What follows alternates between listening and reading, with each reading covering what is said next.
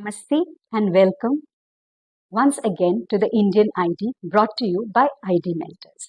The instructional designer in me was born and raised in a company where MS Word was the go-to tool for storyboarding. And that's how I did it for 2 decades. Then one fine day, a customer demanded that we create a visual storyboard in PowerPoint. As they say, customer is king. So I obliged. I started my storyboard and was at it for the entire day. When I closed shop in the evening, I had developed only 4 slides. Usually, I can complete about 30 minutes of learning content in a single day from scratch, which is about 30 frames or 30 slides. The PowerPoint format was actually slowing me down. There are 2 reasons for this. One, PowerPoint is transient by nature.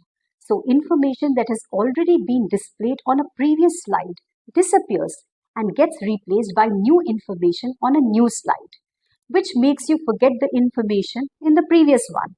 So you keep going back and forth to ensure smooth transition and instructional flow.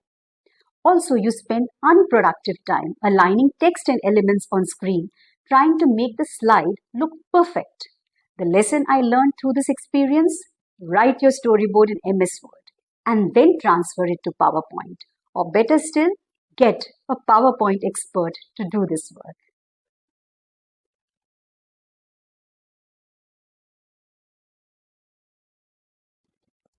Have you heard of the term switching cost?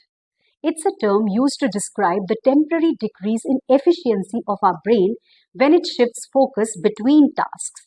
This mental refocusing takes time and energy, leading to slower task completion and increased errors. When writing a storyboard, if you fill in all columns in each row, it will slow you down because you're shifting focus between many tasks, explaining the content, visualizing, and writing programming notes. This may seem intuitive and commonsensical to experts, but a lot of rookie instruction designers make this mistake. They start writing a storyboard and complete all the tasks in tandem. Write the audio, specify the OST, and fill the visual column. But writing a storyboard in this sequence decreases efficiency. In addition, there is the transient information effect. You tend to forget what you have written in the previous frame or row, and this causes flow issues. A good practice to adopt is to complete the main task first. Fill all the rows in the audio column, then work on the OST and the visual and programming columns.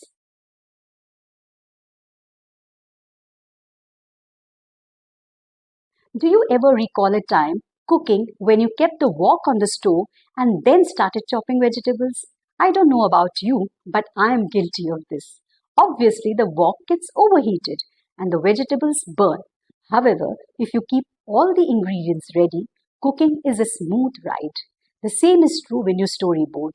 Don't start the storyboard unless you have understood the content thoroughly.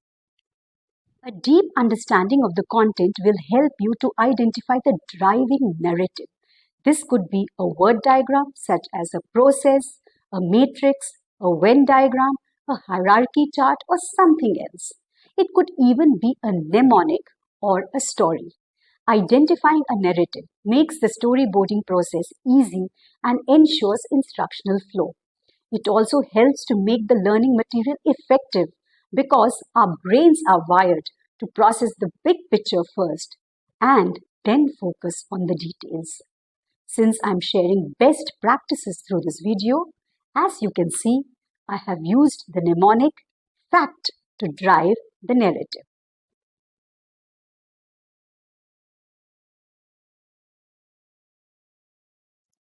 I would like to emphasize a point here. You may use AI tools to organize and arrive at a narrative, but remember that the AI tool will generate output based on what already exists. On the other hand, when you learn, organize, and chunk information, you may find a pattern or insight which is completely unique. So my advice: use AI tools as your assistant. Don't make it your master. Please do not outsource your thinking process. Here is a quick exercise. multiply 357 by 28 in your mind. Found it tough? Well, it is tough because our working memory resources are limited. For most of us, holding the two numbers and multiplying it mentally is not possible. That's why we use what is called an external memory field, a paper and pen. Storyboarding is a complex mental activity that places a huge demand on limited working memory resources. You have to understand the content as a novice, apply ID principles, use the storyboard format, visualize the content, and add programming notes. If you have identified the content narrative, it is half the battle won. For the rest of it, offload your working memory. Here's what you can do. Pick a suitable storyboarding framework and map it to the storyboard template. You may select Garnier, Kolb, or Merrill, depending upon the type of content for which you're storyboarding. This will error-proof your storyboard to some extent because it works as a prompt to help you address every event that makes an effective learning piece. We have shared such templates through our online course, Advanced Storyboarding. You will find the link to the course in the description section below.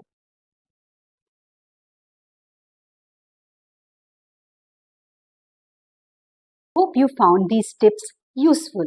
If you did, please do like, subscribe, and share. Oh, and just one more point. I don't think this content could have been generated by any AI tool.